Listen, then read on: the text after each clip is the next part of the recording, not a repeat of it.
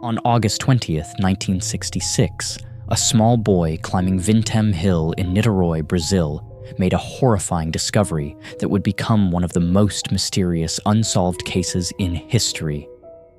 As he stepped through the tall grass, he noticed two human bodies lying side by side, perfectly positioned as if placed deliberately. Both men were dressed neatly in formal suits, raincoats, and most disturbingly, they were wearing bright metallic lead masks, covering their eyes completely. No signs of struggle, no weapons, no obvious injuries. Just two lifeless bodies staring into darkness behind strange metal visors. Police later identified them as Manuel Pereira da Cruz and Miguel José Viana, two local electronic technicians who had left home days earlier, claiming they were going to buy supplies for work. But what led them to climb this isolated hill? And why were they wearing such bizarre masks? Near the bodies, investigators found an empty water bottle and a small notebook. In it, a chilling instruction.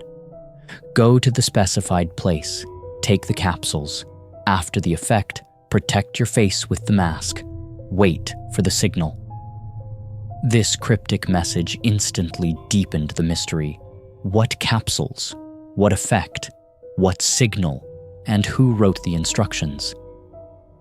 The scene offered more questions than answers. As investigators searched the area, they realized the truth behind this case would be far more complex, far stranger, and far darker than anything they had expected. The story truly begins on August 17th. That morning, Manuel and Miguel left their homes behaving oddly, nervous, hurried, and unusually secretive. They told their families they were heading to Rio de Janeiro to buy electrical parts. Yet neither man carried tools or work materials. Instead, they carried a large amount of cash and wore freshly pressed suits. Witnesses reported that the two men acted tense on the bus ride, whispering to each other as if worried they were being watched.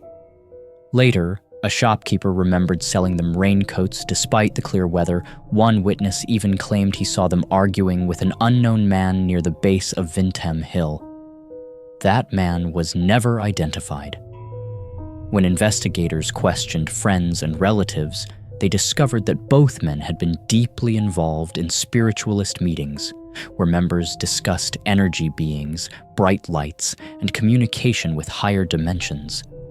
Their families mentioned that the men had recently been preparing for an important event. As detectives traced their steps, it became clear the trip wasn't casual. It was planned with precision. Every move suggested they expected something extraordinary to happen, whether that event was scientific, spiritual, or something far more sinister would soon become the core of the investigation. The lead masks found on the men's faces quickly became the most iconic and puzzling part of the entire case. They were crudely cut from sheets of lead, molded into oval shapes that covered the eyes completely. No ventilation, no straps, no protection for any other part of the body, just the eyes.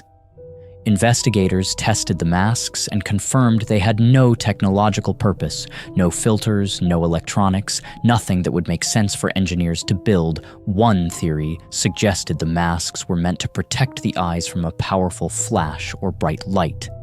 Others proposed they were part of a ritual meant to contact non-physical entities. Some even believed the masks could block certain frequencies or energies. But why only the eyes? And why climb a hill to perform this strange act? Scientists ruled out radiation, as no trace of radioactive materials was found at the scene.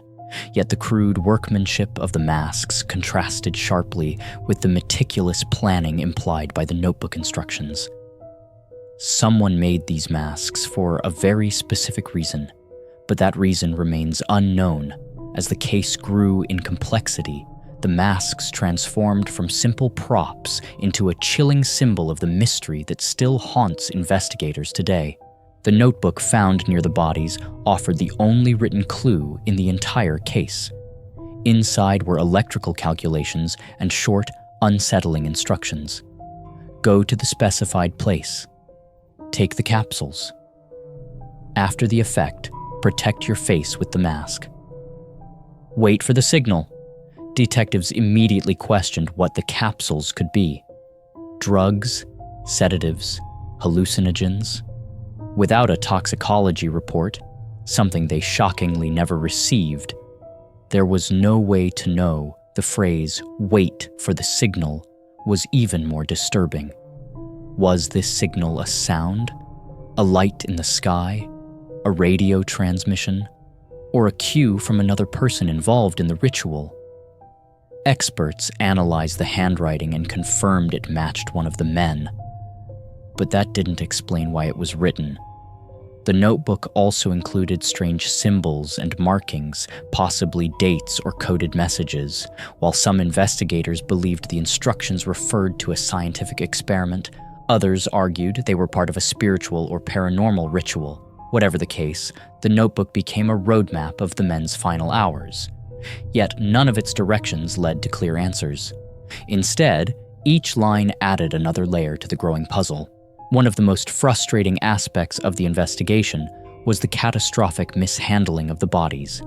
Because the area was remote and the investigation slow, the corpses were left exposed for several days under intense heat. By the time medical examiners received them, decomposition made proper testing impossible. No toxicology exam was performed, no analysis for drugs or poison. The official report simply stated that the cause of death was unknown. This mistake effectively destroyed any chance of discovering whether the men had ingested capsules, as the notebook suggested. Even worse, the crime scene had not been secured.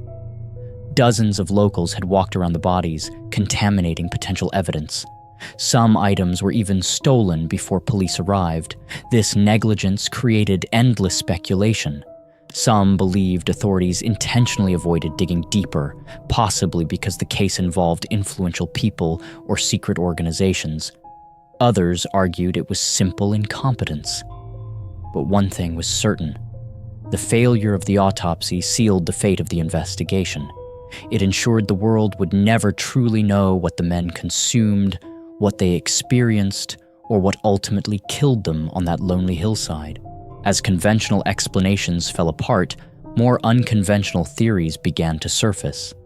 Friends described Manuel and Miguel as fascinated by spiritualism, attending private meetings where members tried to communicate with invisible entities using rituals and electronic devices.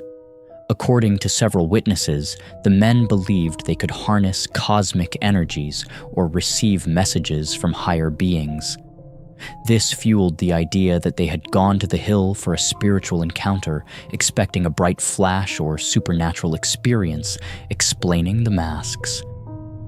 But then came another twist. Reports surfaced of unidentified lights in the sky over Niterói on the very night the men were believed to have died. UFO researchers seized on this claim, suggesting the men were attempting to make contact with extraterrestrial intelligence.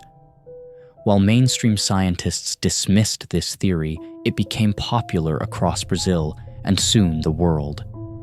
Another idea was that the men were testing a homemade device meant to capture or measure magnetic fields and accidentally exposed themselves to a fatal phenomenon.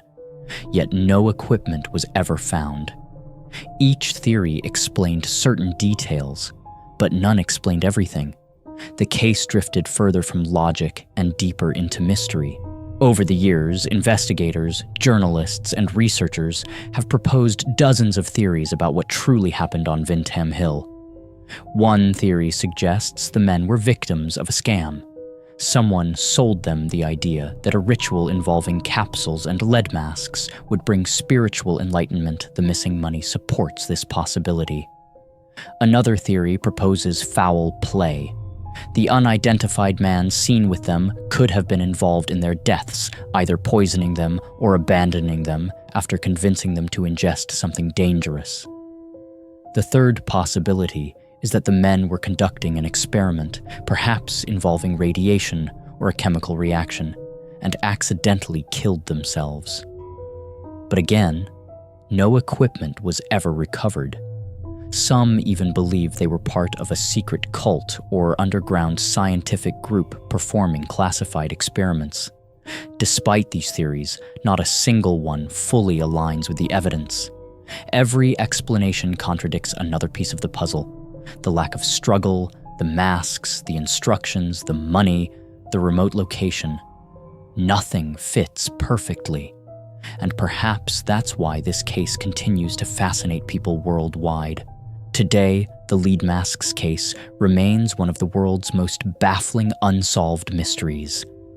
More than half a century later, investigators still have no definitive answers. Vintem Hill has become a dark tourist attraction, with visitors hiking to the spot where the bodies were found, hoping to feel or understand something the original detectives missed.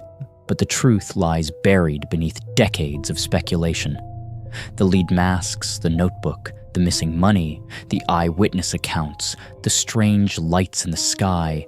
Each clue leads somewhere, yet nowhere. The case stands at the intersection of science, the paranormal, human psychology, and the unknown. What really happened on that hill? Were Manuel and Miguel seeking enlightenment, conducting an experiment, meeting someone? Or were they tragically manipulated into taking part in something they never understood? We may never know, but one thing is certain. The lead masks case continues to capture the imagination of anyone who hears it, a story of mystery, fear, and the infinite curiosity of the human mind.